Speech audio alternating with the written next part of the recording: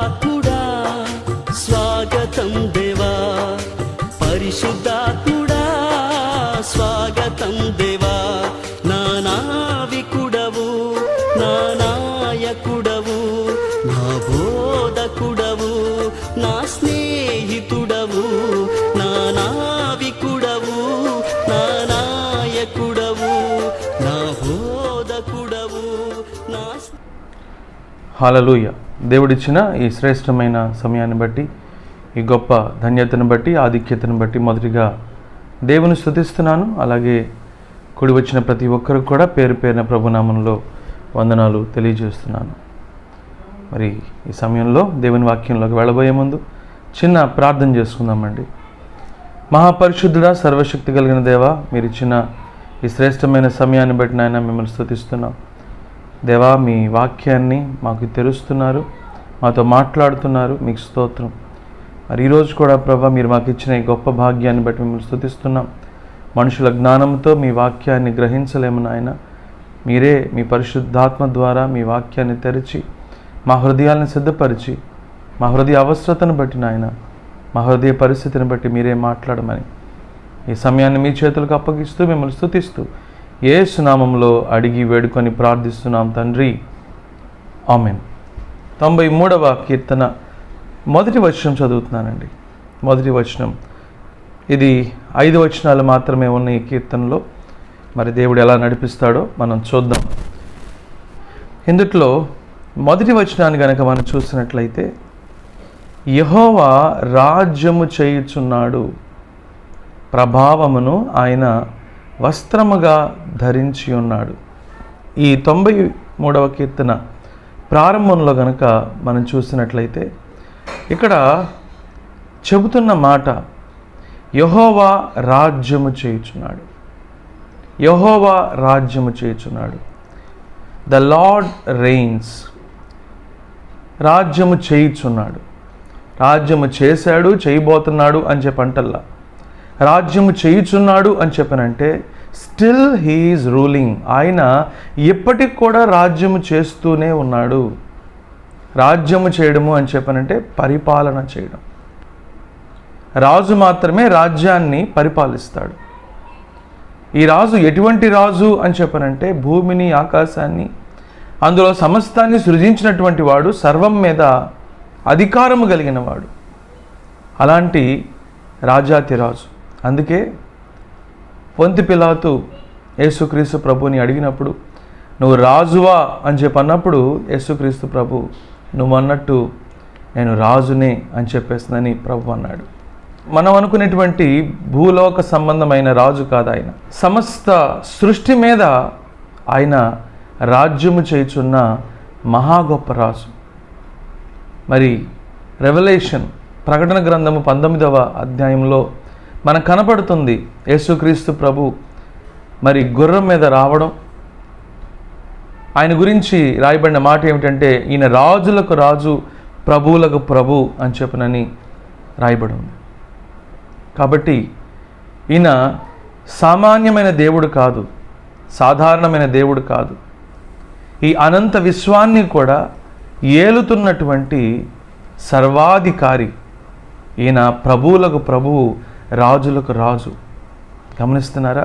కాబట్టి the Lord rains, యెహోవా రాజ్యము చేయుచున్నాడు. ఈ విషయం మనకి అర్థమైతే, ఆయన రాజ్యము చేయుచున్నాడు అనే విషయం కనుక మనకు అర్థమైతే, ఆయనంటే మనకి భయభక్తులు కలుగుతాయి. రాజు ఎదుట ఎలా ఉండాలో, రాజు ఎదుట ఎలాగా నడుచుకోవాలో మనకు అర్థమవుతుంది. అందుకనే ప్రసంగి గ్రంథంలో చివరి అధ్యాయంలో ఒక మాట రాయబడి ఉంది. చూడండి, 12వ అధ్యాయంలో రాయబడిన, ఇదంతయు వినిన తర్వాత తేలిన ఫలితార్థం ఇదే, దేవుని యందు భయభక్తులు కలిగి ఉండి. చూసారా, ఈ రాజుకి మనిషి అనేవాడు ఎలా ఉండాలి? భయభక్తులు కలిగి ఉండి ఏం చేయాలి? ఆయన కట్టడలను అనుసరించి నడుచుకోవాలి.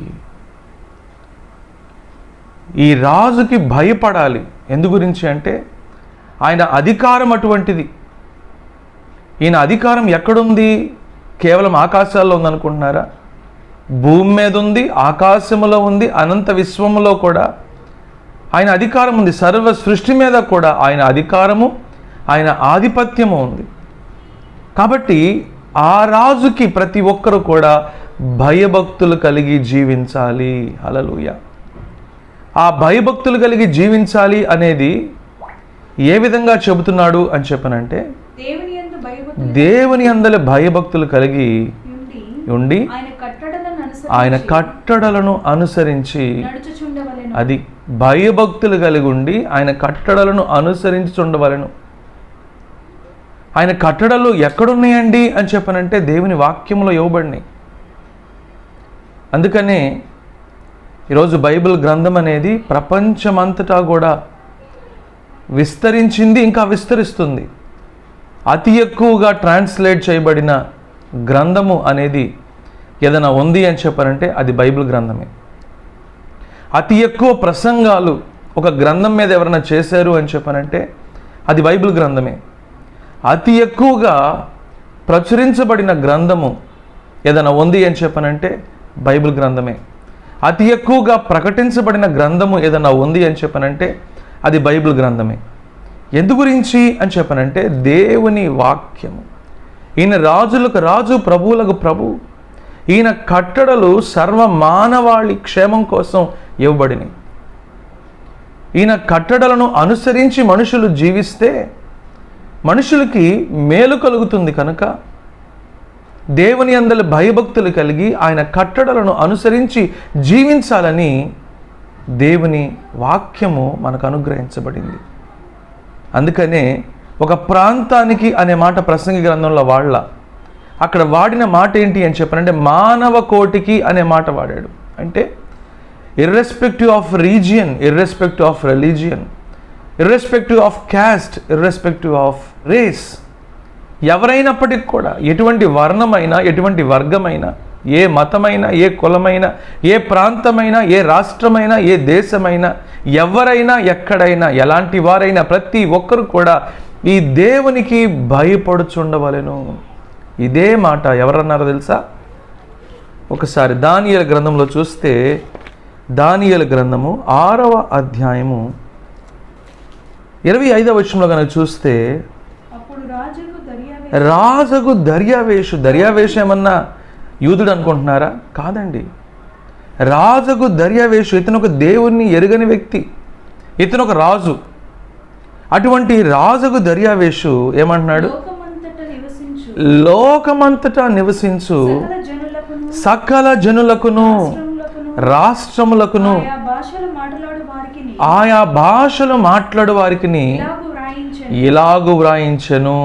ఏమని రాయించాడు రాజైన వాడు? చదవండి. మీకు క్షేమాభివృద్ధిని కలుగునుగాక నా సముఖమున నియమించినదేమనగా నా రాజ్యములోని సకల ప్రభుత్వముల యందుండు నివాసములు. దానియేలు యొక్క దేవునికి ఏం చేయాలంటే అండి? భయపడాలి. రాజు చెప్తున్న మాట అండి ఇది. సాధారణమైన వ్యక్తి చెప్తున్న మాటగా దిస్ ఈజ్ హిస్టరీ, ఇది చరిత్ర. రాజైన దర్యావేషు మాట్లాడుతున్న మాట తన రాజ్యంలో ఉన్న వారందరికి కూడా చెబుతున్న మాట ఏమిటి అని చెప్పారంటే దానియేలు దేవునికి ప్రతి ఒక్కరు కూడా భయపడాలి. ఎందుకు భయపడాలి? చదవండి.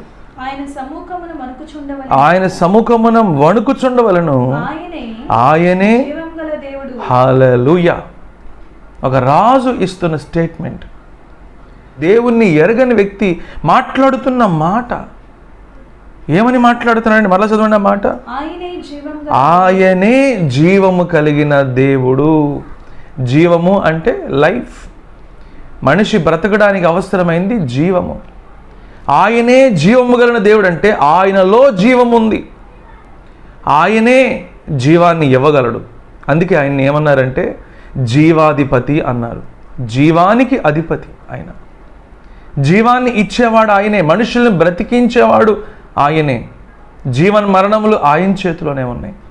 ఈ రాజు అంటున్న మాట ఆయనే జీవం కలిగిన దేవుడు, ఆయనే ఆయనే అనే మాటకు అర్థం ఏంటో తెలుసా అండి? He is the only one. He is the only one. He is not one among many. అనేకుల్లో ఒకడు కాదు ఈయన. గమనిస్తున్నారా వ్యత్యాసం? అనేక మందిలో ఈయన ఒకడు కాదు. He is the, definite article the అనేది వాడారు ఇక్కడ. హీ ఈజ్ ద అనే దానికి అర్థం ఏంటి అంటే ఆయన మాత్రమే. ఆయన మాత్రమే జీవము కలిగిన దేవుడు. ఆయన మాత్రమే యుగ యుగములు ఉండువాడు. అన్యుడైన రాజు చెప్తున్నాడండి. తాను గొప్పవాడిని అని చెప్పేసి అని చెప్పుకోవట్లా. నాకన్నా గొప్ప రాజు ఉన్నాడు. భూమిని ఆకాశాన్ని అందులో సమస్తాన్ని సృజించినవాడు. భూమిని ఆకాశాన్ని అందులో సమస్తాన్ని ఏలే రాజాతి రాజు ఉన్నాడు. ప్రభువులకు ప్రభు ఉన్నాడు. ఆయనకు భయపడాలి. ఆయన ఎదుట, ఆయన సముఖంలో వణకాలి. ఎందు గురించి? ఆయన జీవము కలిగిన దేవుడు. ఆయనే యుగ యుగములు ఉండువాడు. ఆయన రాజ్యము. హల్లెలూయా. చూసారండి ఏమన్నాడు? ఆయన రాజ్యము నాశనము కానేరదు. No one will be able to destroy his kingdom because he is the Lord. ఆయన సర్వశక్తి కలిగిన దేవుడు. ఆయనే దేవుడు. ఆయనే జీవం కలిగిన దేవుడు. ఆయనే యుగ యుగములు ఉండే దేవుడు. ఆయన రాజ్యం ఎటువంటిది? మనుషుల రాజ్యం వంటిది కాదు.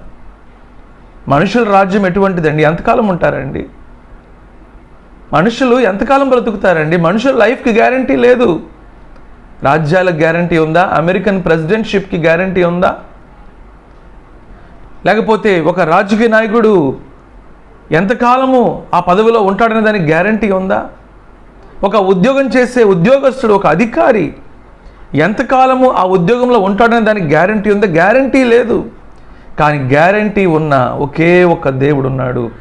ఆయనే మనం ఆరాధిస్తున్న సర్వశక్తి కలిగిన దేవుడు. హల్లెలూయా, హల్లెలూయా. ఆయన రాజ్యము యుగ యుగములు ఉండును. ఆయన రాజ్యమును ఎవరు నాశనం చేయలేరంట. చదవండి. ఆయన ఆధిపత్యం. ఆధిపత్యం అంటే ఏంటో తెలుసా? అధికారము. His power. ఆయన ఆధిపత్యం ఎలా ఉంది? తుదమట్టుకు అంటే అంతము వరకు. He is the alpha, he is the omega.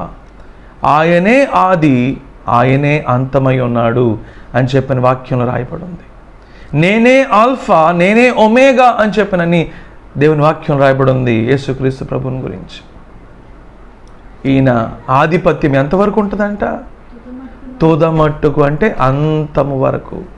ప్రియ సహోదరుడా, ప్రియ సహోదరి, ఎంత గొప్ప దేవుడు ఈ దేవుడు అనే విషయం మనకు అర్థమవుతుందా? దేవుణ్ణి ఎరుగని ఒక రాజు దానియేలు ద్వారా దేవుని శక్తిని చూసి ఇస్తున్న సాక్ష్యం ఇది సాధారణమైన సామాన్యమైన సాక్ష్యం కాదు. ఏ రాజైనా ఒప్పుకుంటాడు అలాగా? కానీ ఈ రాజు చెబుతున్న మాట, ఆయనే విడిపించగలడు. ఆయనే విడిపించడానికి శక్తి కలిగిన వాడు. చదవండి ఆ మాటలు. ఆయన విడిపించువాడును రక్షించువాడునై ఉండి పరమందును భూమి మీదను,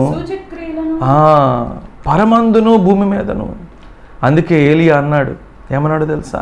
ఇశ్రాయేలు ప్రజలందరినీ కూడా వాళ్ళ ఎదుట నిజమైన దేవుడు ఎవరో నిరూపించాలని చెప్పానని బయలు ప్రవక్తల్ని తీసుకొచ్చి ఒక ఛాలెంజ్ విసిరాడు. అదేంటి అని చెప్పానంటే, మీరు ఆరాధిస్తున్నదే కనుక కరెక్ట్ అయితే ప్రార్థనలు చేయండి, పిలవండి, మీకు నచ్చినట్లుగా పిలవండి, కానీ ఆ దేవుడు అగ్నితో జవాబు ఇవ్వాలి అని చెప్పనని ఏలియా ఒక సవాల్ విసిరాడు. ఎవరైతే జవాబిస్తారో, ఏ దేవుడైతే జవాబిస్తారో ఆయనే నిజమైన దేవుడు, ఆయనే బలమైన దేవుడు అని చెప్పనని వాళ్ళతో చెప్పినప్పుడు వాళ్ళు ఉదయం నుండి సాయంత్రం వరకు కేకలు వేస్తూ ఉన్నారు, అరుస్తూ ఉన్నారు, నానా హడావడి హంగామా అంతా చేస్తూ ఉన్నారు. కానీ వాళ్ళు ఎన్ని రకాలుగా పిలుస్తున్నా, ఎన్ని పనులు చేసినా, ఏవేవి చేసినా వాటన్నిట్లో కూడా జవాబు లేదు. ఎందుకో తెలుసా? ఆకాశము నుండి అగ్ని రావాలి అని చెప్పనంటే అనుమతితో రావాలి. ఎవరి అనుమతితో రావాలి? దేవుని అనుమతితో రావాలి. సృష్టి అంతా కూడా దేవుని ఆధీనంలో, దేవుని స్వాధీనంలో ఉంది. వాళ్ళు ఉదయం నుండి సాయంత్రం వరకు ఎంత అరుపులు అరిచినా కేకలు వేసినా వాళ్ళ వల్ల కాలేదు. కానీ ఎప్పుడైతే ఏలియా ప్రార్థన చేశాడో వెంటనే ఏం జరిగిందండి? ఆకాశము నుండి అగ్ని, దహించే అగ్ని, అది మామూలు అగ్ని కాదు, ఆ దహించే అగ్ని బహుశక్తివంతంగా వచ్చి బలిపీఠం మీద అర్పించబడిన ఆ అర్పణని దహించి వేసింది. ప్రజలందరూ కూడా దాన్ని చూసి భయభ్రాంతులయ్యారు, దేవుని మహింపరిచారు. గమనిస్తున్నారా? ఈయన సర్వం మీద అధికారం కలిగిన దేవాది దేవుడు, ఈయన ఆధిపత్యం కలిగిన వాడు. ఈయన ఆధిపత్యం ఎంతకాలం ఉండేది? తుదమట్టుకు ఉండేది. అందుకనే నెబుకద్నెజరు మాటల్లో కనుక చూస్తే ఈ దేవుని గురించి ఏమని మాట్లాడుతున్నాడు ఒకసారి చూడండి. నెబుకద్నెజరు అంటే మామూలు రాజు అనుకుంటున్నారా? బబులోను రాజు మామూలు రాజు కాదు. నెబుకద్నెజరు ఎంతో క్రూరుడు, ఎంతో శక్తి సంపన్నుడు, ఎవరికీ కూడా తల వంచని వాడు, తల బిరుసు కలిగిన వాడు, తన ఇష్టానుసారంగా ఇష్టారాజ్యంగా మరి బ్రతుకుతున్నవాడు. అలాంటి నెబుకద్నెజరు ఒకానొక సమయంలో మాట్లాడిన మాటలు వింటే మనకు నిజంగా ఆశ్చర్యం కలిగిస్తుందండి. చూద్దామండి. 37 4వ అధ్యాయం, ఇదే దానియేలు గ్రంథం 4వ అధ్యాయం 37వ వచనము. ఇలాగు నెబుకద్నెజరును నేను పరలోకపు రాజు, కింగ్ ఆఫ్ హెవెన్ అని రాయబడింది ఇంగ్లీష్లో. పరలోకపు రాజు యొక్క కార్యములన్నీ సత్యములను, ఆయన మార్గములు. హల్లెలూయా. ఆయన మార్గములు. ఇందా మనం ప్రసంగి గ్రంథంలో చదువుకున్నాం కదా, ఆయన కట్టడలు అని చెప్పినని. దానికి మరొక ప్రతిపదార్థమే ఆయన మార్గములు. చదవండి. ఆయన మార్గములు ఎలాంటివంట? న్యాయములు అయి ఉన్నవి. He does what he does is right. Everything he does is right. ఆయన ఏం చేస్తాడో అదంతా కూడా సత్యము. అంత మాత్రమే కాదు, ఆయన మార్గములు ఎటువంటివంట? న్యాయమైనవి. చదవండి. గర్వముతో నడుచు వారిని ఆయన అణిచివేసే శక్తి కలిగిన వాడని ఆయనను స్తుతించుచు కొనియాడుచు ఘనపరుచుచు ఉన్నాను. చూసారా? అంత తలబిరుసు కలిగిన రాజు కూడా, అంత అహంకారముతో నిండిన రాజు కూడా, అంత శక్తి సంపన్నుడైన రాజు కూడా దేవుని శక్తిని ఎప్పుడైతే చూశాడో, ఈయన ఎంత గొప్పవాడో, ఈయన ఎంత గొప్ప శక్తిమంతుడో, ఆయన తలుచుకుంటే ఏం చేయగలడో అనే దాన్ని తన మాటల్లోనే వివరిస్తున్నాడు. గర్విష్ఠులు ఏం చేయగలడంటే ఈయన అణిచివేయగలడు. He is the king of heaven అనే మాట మాట్లాడాడు. ప్రియ సహోదరుడా, ప్రియ సహోదరి, ఎంత గొప్ప దేవుడు ఈ దేవుడు. ఇటువంటి దేవునిని మనం తెలుసుకుంటున్నామా? ఇటువంటి దేవునిని మనం స్తుతిస్తున్నామా? ఇటువంటి దేవునిని మనం ఆరాధిస్తున్నామా? అంత మాత్రమే కాదు, ఈ దేవునికి ఉన్న శక్తి ఏమిటో చూద్దాం. ఇదే దానియేలు గ్రంథం ఓపెన్ చేద్దామండి. 5వ అధ్యాయంలో 25వ వచనము. పరలోకమందున్న ప్రభువు మీద ఏం చేశాడంటండి బెల్షాజరు? పరలోకమందున్న ప్రభువు. ఏంటండి పరలోకమందున్న ప్రభువుకి దీనికి సంబంధం? పరలోకమందున్న ప్రభు పరలోకములో మాత్రమే చూసుకోవట్లా. He is the Lord of everything. ఆయన సమస్తం మీద రాజై ఉన్నాడు. సమస్త జనములకు, సర్వ సృష్టికి తీర్పు తీర్చే రాజై ఉన్నాడు. రాజుకుండే ఇంకో లక్షణం ఏంటి అని చెప్పనంటే, ఆయన రాజ్యము చేయడం అంటే ఆయన తీర్పు తీర్చేవాడు. ఈ రాజు ఏం చేస్తున్నాడంట? ఆ దేవునికి భయపడకుండా, ఏ దేవునికి భయపడకుండా? పరలోకపు రాజు అనే దేవునికి భయపడకుండా ఆ దేవుని కన్నా ఎక్కువగా హెచ్చించుకున్నాడంట. అంటే ఆ దేవుని ధిక్కరించాడు, ఆ దేవుని అవమానపరిచాడు. అవమానపరిచినప్పుడు ఏం జరిగింది? చూడండి. నీ ప్రాణమును నీ సకల మార్గములను. అదండి, మనిషి ఇది గుర్తుపెట్టుకుంటే చాలండి. మనిషికి ఈ విషయం అర్థమైతే చాలండి. సర్వ మానవాళికి కూడా సువార్త ఎందుకు అందించబడుతుంది అని చెప్పనంటే, ఈ దేవుడు ఎటువంటి దేవుడో తెలుసుకొని మనుషులు ఆ దేవునికి అనుకూలంగా వారి జీవితాలని మలుచుకుంటారనే ఈ సువార్త అనేది ప్రకటించబడుతుంది. గమనిస్తున్నారా? మనిషి క్షేమంగా జీవించాలి అంటే అది ఎవరి వశంలో ఉంది? మళ్ళీ చదవండి, మాటలు చదవండి. ఎవరి వశంలో ఉంది? నీ ప్రాణము, నీ ప్రాణము, నీ సకల మార్గములు ఏ దేవుని వశంలో ఉన్నవో ఆయనను నీవు ఘనపరచలేదు. చూసారా? నువ్వు ఆయన్ని ఘనపరిస్తే నువ్వు ఘనపరచబడతావు. ఎందు గురించి? ఆయన చేతిలో ఉంది నేను ఘనపరచడం అనేది. If you honour me I will honour you అని చెప్పినని ఆయన చెప్తున్నాడు. నువ్వు దేవుని ఘనపరిస్తే దేవుడిని ఘనపరుస్తాడు. నువ్వు దేవుని ధిక్కరిస్తే, నువ్వు దేవుని అవమానపరిస్తే, నువ్వు దేవుని మీద నువ్వు హెచ్చించుకుంటే నీ జీవితం ద్వారా, నీ క్రియల ద్వారా, నీ పనుల ద్వారా నువ్వేమైపోతావు? నాశనం అయిపోతావు. అందుకే నీ ప్రాణము, నీ మార్గములన్నీ కూడా ఏ దేవుని వశములో ఉన్నాయో నీకు తెలుసా? ప్రియ సహోదరుడా, ప్రియ సహోదరి, ఈ విషయం మనకు అర్థమవుతుందా? దేవునికి ఇటువంటి అధికారం ఉంది అని నీకు తెలిస్తే, నీ ప్రాణము దేవుని వశంలో ఉంది, నీ మార్గములన్నీ కూడా ఆయన వశంలో ఉన్నాయి అనే విషయం కనుక నీకు అర్థమైతే నువ్వు ఎంత భయపడతావు ప్రియ సహోదరుడా, ఎంత భయపడతావు ప్రియ సహోదరి. రోజు ఆ భయం ఉందా? మందిరాలకు వచ్చే వాళ్ళకి ఆ భయం ఉందా అండి? దేవుని సేవిస్తున్నాము, ఆరాధిస్తున్నామని చెబుతున్న వాళ్ళకి ఆ భయం ఉందా? మేము దేవునికి పరిచర్య చేస్తున్నామని చెబుతున్న వాళ్ళకి ఆ భయం ఉందా? ఆ భయం లేదండి. అందుకనే దౌర్భాగ్యమైన చావు చేస్తున్నారు అనేక మంది. ఎంతో దారుణంగా వాళ్ళ జీవితాన్ని చేతులారా పాడు చేసుకుంటున్నారు అనేక మంది. ఎందుకో తెలుసా? దేవుణ్ణి ఎరిగామని చెప్పుకుంటూ కూడా దేవుణ్ణి ఎరగనటువంటి జీవితాన్ని జీవిస్తున్నారు. దేవునికి ఆయాస్కరమైన జీవితాన్ని, దేవునికి అసహ్యమైన జీవితాన్ని, దేవుని కోపాన్ని రేపే జీవితాన్ని మనుషులు జీవిస్తున్నారు. కాబట్టి మనుషుల మీదకి ఏమొస్తుందండి? దేవుని యొక్క ఉగ్రత వస్తుందండి. అదే మాట చెబుతున్నాడు దానియేలు. ఎంత అద్భుతమైన ప్రవక్త అండి దానియేలు. రాజుతో ఈ మాటలు చెప్పాలంటే ఎన్ని గట్స్ కావాలండి? అంత ధైర్యం దానియేలుకి ఎక్కడి నుంచి వచ్చింది అంటే because he is serving the living God.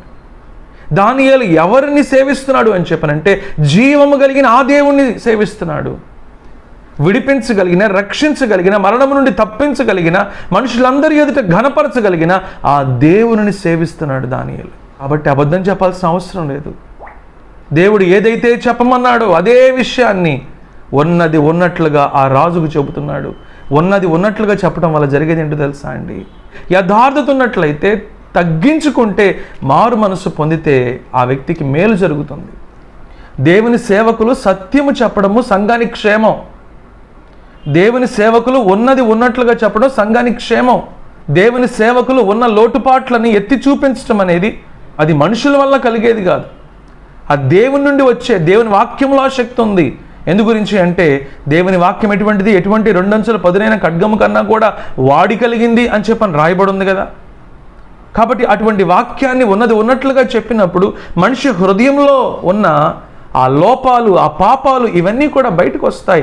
అది సంఘానికి క్షేమం. ఎందు గురించి? దాన్ని బట్టి తెలుసుకొని, బుద్ధి తెచ్చుకొని, మారు మనసు పొంది ప్రార్థన చేస్తారు కనుక. కానీ ఈరోజు సంఘాలు అలా ఉన్నాయా? సంఘాలు ఏం కోరుకుంటున్నాయి అని చెప్పానంటే, అనేక మంది వ్యక్తులు ఏం కోరుకున్నారు అని చెప్పానంటే సూదింగ్ మెసేజెస్. సూదింగ్ మెసేజెస్ అంటే అర్థం ఏంటి అని చెప్పానంటే జోలపాట పాడే వర్తమానాలు కోరుకుంటున్నారు. ప్రశాంతంగా ఉండే వర్తమానాలు, నిద్రపుచ్చే వర్తమానాలు, సంతోషింపజేసే వర్తమానాలు, ఫీల్ గుడ్ మెసేజెస్ అంటారు. ఫీల్ గుడ్ మెసేజెస్ అంటే వెళ్ళి ఆ వాక్యం విని చక్కగా ఉత్సాహంగా తిరిగి రావడం అన్నమాట. వినటానికి బాగానే ఉంది. వాక్యము విని నువ్వు పశ్చాత్తాపంతో ఏడవలేదంటే, వాక్యం విని దేవుని పట్ల విశ్వాసం నీకు కలగలేదంటే, వాక్యము విని నువ్వు దేవుని ఎదుటి సాగిల పడలేదు అంటే, వాక్యము విని నువ్వు ప్రార్థన చేయలేకపోతున్నావు అని చెప్పనంటే నువ్వు ఏ వర్తమానం వింటున్నావో ఆ వర్తమానానికి అర్థం లేదు, లేదా నువ్వు వాక్యం వింటం లేదు అని చెప్పని అర్థం. కాబట్టి ప్రియ సహోదరుడా, ప్రియ సహోదరి, దేవుడు నీకు అనుకూలంగా, నీకు నచ్చినట్లుగా మాట్లాడాలని ఎప్పుడు అనుకో మాకు. పొరపాటు కూడా అనుకో మాకు. నిజమైన దేవుని సేవకుడు ఎప్పుడూ కూడా ఎదుటి వాళ్ళని మెప్పించే వర్తమానాలు చెప్పడు. దేవుడు ఏ వాక్యము చెప్పమంటే ఆ వాక్యం చెప్తాడు. అది నీకు క్షేమము, అది సంఘానికి క్షేమము, అది సమాజానికి క్షేమము. అర్థమవుతుందా అండి? కాబట్టి దానియేలు ఏం చేస్తున్నాడు? ఆ రాజు పరిస్థితిని బట్టి దేవుడు ఏదైతే తెలియపరిచాడో ఆ విషయాన్ని ఏమాత్రము దాచకుండా తెలియపరుస్తున్నాడు. ఎందుకు ఏం తెలియపరుస్తున్నాడు చూడండి. ఆ మాటలు చదవండి ఒకసారి. మేనే అనగా దేవుడు నీ ప్రభుత్వ విషయంలో లెక్క చూచి దానిని ముగించేశాడు. హల్లెలూయా. ఇది దేన్ని తెలియపరుస్తుందండి? దేవుని యొక్క తీర్పును తెలియపరుస్తుంది. ఇది మీకు అర్థం కావాలనే ఈ వర్సెస్ తీయించు. ఈ దేవుడు భూలోక రాజులను కూడా ఏం చేస్తున్నాడంటే తీర్పు తీరుస్తున్నాడు. ఆయన ఆ రాజ్యము ఈ రాజ్యం అని సంబంధం లేదు. ఆయనకి ఆ దేశము ఈ దేశం అని సంబంధం లేదు. ఆయనకి ఆ కులము ఈ కులం అని సంబంధం లేదు. ఆయనకి ఆ రంగు ఈ రంగు అని చెప్పేసి సంబంధం లేదు. ఏ రంగైనా, ఏ వర్ణమైనా, ఏ వర్గమైనా, ఎక్కడి వారైనా, ఏ దేశం వారైనా, ఎవరైనా సరే దేవునికి భయపడాల్సిందే. రాజులకి సైతం తీర్పు తీరుస్తున్నాడు. ఇదే కనుక ప్రకటన గ్రంథం 20వ అధ్యాయంలో కనుక చూసినట్లయితే మృతులకు కూడా తీర్పు తీరుస్తున్నాడు.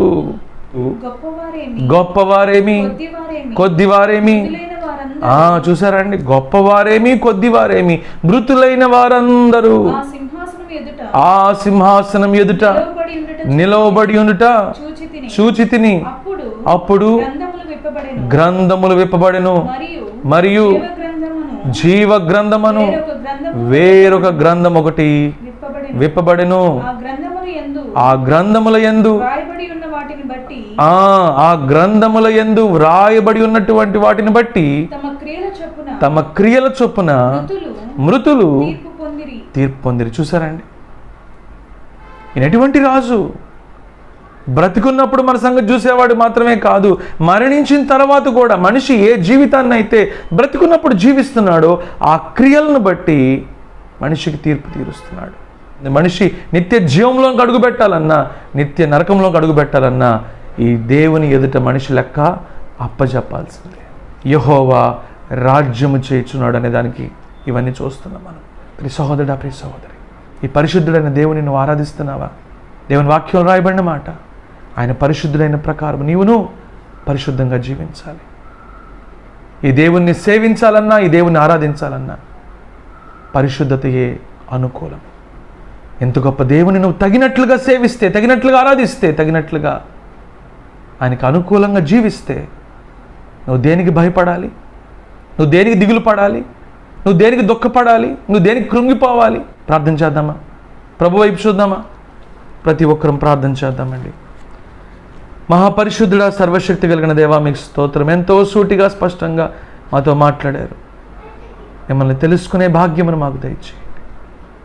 మీకు తగిన జీవితాన్ని జీవించే భాగ్యాన్ని మాకు దయచేయండి. మీకు భయపడి, మీకు లోబడి, మీ కట్టడలను అనుసరించే వారిగా మమ్మల్ని ఆశీర్వదించమని, మిమ్మల్ని మహిమపరిచే, ఘనపరిచే సాక్షి జీవితాన్ని నాకు మాకు దయచేయమని యేసు నామములో అడిగి వేడుకొని ప్రార్థిస్తున్నాం తండ్రి, ఆమేన్. మన తండ్రి అయిన దేవుని యొక్క ప్రేమ, కుమారుడైన యేసుక్రీస్తు ప్రభువు యొక్క కృప, పరిశుద్ధాత్మని యొక్క అన్యోన్య సహవాసం ఇప్పుడు ఎల్లప్పుడూ సదాకాలం మనకు తోడై ఉండి మనలను సంరక్షించునుగాక.